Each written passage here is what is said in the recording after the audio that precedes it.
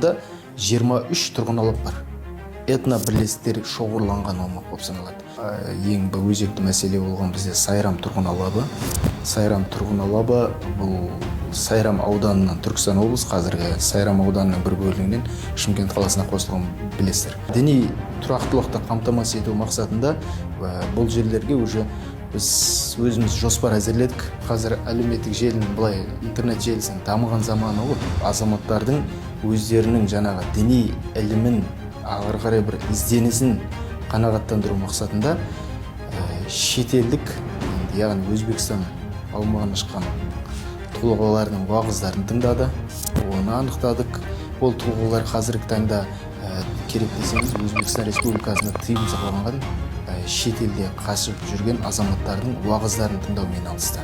Жалпы дін саласы бұл обширный сала, үлкен, оны өздеріңіз білесіздер.